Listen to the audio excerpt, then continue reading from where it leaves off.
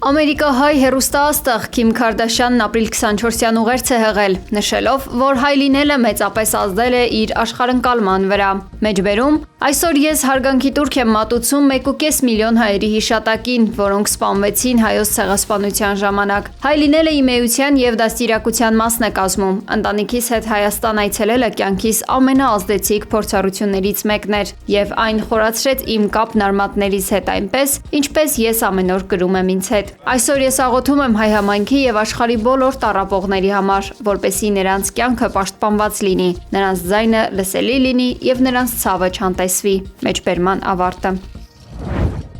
Նյու Յորքի քաղաքապետ Զոհրան Մամդանին հայոց ցեղասպանության 111-րդ տարելիցի կապակցությամբ գրառում է արել X-ի իր էջում։ Մեջբերում մենք հարգանքի տուրք ենք մատուցում Օսմանյան կայսրության ձեռքով ժամանակակից Թուրքիայի, Սիրիայի եւ Հայաստանի տարածքում սպանված 1.5 միլիոն հայերի հիշատակին։ Մենք պետք է թույլ չտանք, որ պատմությունը կրկնվի, գրել է Նյու Յորքի քաղաքապետը։ 2020 թվականին Ադրբեջանի եւ Թուրքիայի զինված ուժերը հարձակվեցին Լեռնային Ղարաբաղի հայ բնակչության վրա։ 2023 թվականին Ադրբեջանը Լեռնային Ղարաբաղից վտարեց ավելի քան 100,000 հայի, շարունակելով ցեղասպանական արշավը, որը սկսվել էր ավելի քան 100 տարի առաջ, եզրափակել է Զոհրան Մամդանին։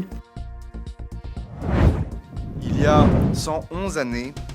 dans la douceur d'Erevan, Հայոց ցեղասպանության 111-րդ տարելիցի արդիվ Ֆրանսիայի վարչապետ Սեբաստիան Լեկորնյուն ելույթ է ունեցել Մարսելում, որտեղ ընդգծել է Ֆրանսիայի մշտական աջակցությունը Հայաստանին եւ հայ ժողովրդին։ Նա ընդգծել է, որ ավելի քան 58,000 հայ փախստականներ են ժամանել Մարսելի նավահանգիստ ցեղասպանության ժամանակ, իսկ նրանց զավակները շարունակում են ապրել այնտեղ մինչ օրս։ Մեջբերում Հայաստանը գոյատևել է եւ կգոյատևի։ Ֆրանսիան միշտ նրա կողքին է։ Ֆրանսիան աջակցում է Հայաստանին թե դիվանագիտական, թե ռազմական առումով։ Մենք անընդհատ տրամադրում ենք զենքեր Հայաստանին ապահովելու նրա ինքնապաշտպանությունը, իսկ ֆրանսիացի զինվորներն օգնում են հայկական բանակին Հայաստանում։ Ֆրանսիայի վարչապետը շեշտել է. մեջբերում բարեկամ երկրի ինքնիշխանությունը քննարկման ենթակա չէ։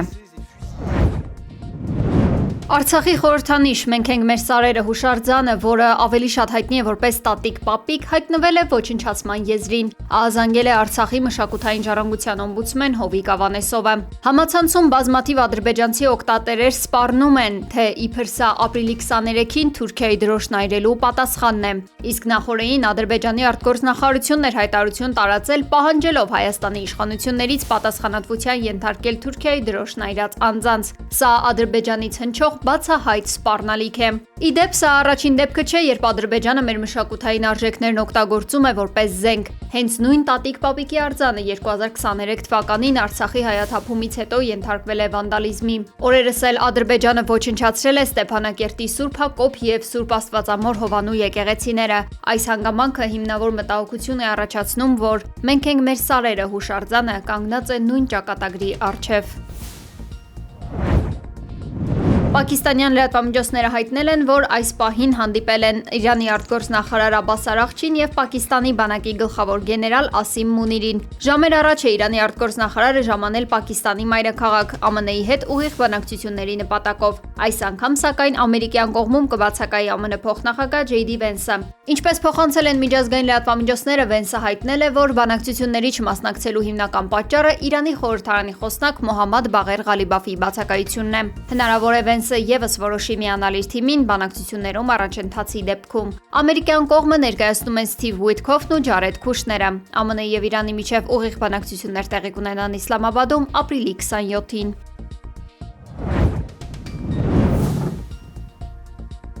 Well, Mr. President,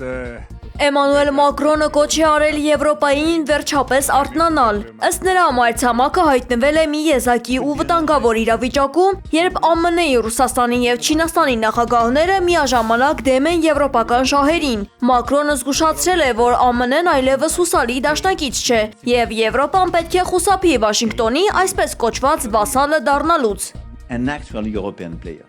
Չինաստանը բառացիորեն սպանում է եվրոպական արդյունաբերության մեծ մասը, իսկ Եվրոպան չափազանց միամիտ է այդ սպառնալիքը նկատելու համար։ Հունաստանի վարչապետ Կիրիակոս Միցոտակիսը լրացրել է չինական տեխնոլոգիական թռիչքը որակելով որպես ծայրահեղ սպառնալիք ամբողջ արտադրության համար։ Բացի այդ, ըստ Մակրոնի, ԱՄՆ նախագահի հայտարարությունները անորոշություն են ստեղծում ՆԱՏՕ-ի դաշինքի հիմնարար 5-րդ հոդվածի շուրջ, փաստացի թույլատնելով Եվրոպայի պաշտպանությունը։ Ըստ Մակրոնի, Եվրոպան պետք է դադարի հույսը դնել ուրիշների վրա եւ սկսի գործել որպես ինքնուրույն ուժ, պատասխանելով հարցին, թե ինչ կանի Ֆրանսիան, եթե Էգեյան ծովում Հունաստանի ինքնիշխանությունը վտանգվի, Ֆրանսիայի նախագահը նշել է. We were the continent. Եթե ձեր ինքնիշխանությունը վտանգված է, արեք այն, ինչ պետք է անեք։ Մենք կլինենք ձեր կողքին։ We always had civil wars. Եկատերինբուրգում ուկրաինական ԱԹՍ-ն հարվածել է բնակելի շենքի, պայթյունին հաջորդել է խոշոր հրդեհը։ Ինչպես հայտնել է տեղի փրկարար ծառայությունը, կան զոհեր եւ վիրավորներ տարբեր աստիճանի այրվածքներով։ Թանձր ծուխը տարածվել է շենքի հարակից հատվածներով։ Բնակիչների մեծ մասին հոսպիտալացրել են շնչառական լուրջ խնդիրների պատճառով։ Ոչ Ուկրաինան եւ ոչ էլ Ռուսաստանը կատարվածի վերաբերյալ հայտարարությամբ հանդես չեն եկել։ ԱՄՆ հարավային հրամանատարությունը հրապարակել է տեսանյութ, որտեղ երևում է, թե ինչպես են հարվածել թմրանյութերի մաքսանենգության համար կասկածվող նավի։ Տեսանյութում երևում է, թե ինչպես է նավը բռնկվում հարվածից հետո։ ԱՄՆ զինվորականների տվյալներով գործողության ընթացքում սպանվել է 2 մարդ։ Սա հարավային նիզակ գործողության շրջանակում իրականացված 54-րդ հարվածն է 2025 թվականի սեպտեմբերից ի վեր։ Ըստ լրատվամիջոցների, այս գործողությունների հետևանքով զոհերի թիվը հասել է մոտ 183-ի։ 193 ռուս գերիներ 3 վերադարձել են Ռուսաստան։ Զինվորներին տեղափոխել են բուժ հաստատություն համապատասխան զննում անցկացնելու նպատակով։ Ռուսաստանի պաշտպանության նախարարությունը հայտնել է, որ Արաբական Միացյալ Էմիրությունների եւ ԱՄՆ-ի միջնորդությամբ Ուկրաինայի տարածքից Ռուսաստանին է վերադարձվել 193 ռազմագերի։ Համապատասխան ուկրաինական կողմին է հանձնվել նույն թվով ռազմագերի։ Հանդիպել են Ադրբեջանի եւ Ուկրաինայի նախագահները։ Սա 2022 թվականի պատերազմից ի վեր Զելենսկու առաջին այցն է հարավային Կովկաս։ Բանակցությունների կենտրոնում անվտանգության եւ էներգետիկայի ոլորտում 5 նոր համաձայնագրերն են՝ օդային պաշտպանության ու ԱԹՍ-ների տեխնոլոգիաների շուրջ փորձի փոխանակումը։ Սա տեղի է ունենում Բաքվի եւ Մոսկվայի միջև հարաբերությունների կտրուկ սրման ֆոնին։ Ավելի վաղ Իլհամ Ալիևը ռուսական կողմին մեղադրել է Ուկրաինայում ադրբեջանական օբյեկտներին միտումնավոր հարվածելու համար։ Լարվածությունն էլ ավելի է խորացել, երբ 2024-ին ռուսական հակաօդային պաշտպանությունն ադրբեջանական ինքնաթիռ խոցեց, որի հետևանքով 38 մարդ զոհվել է։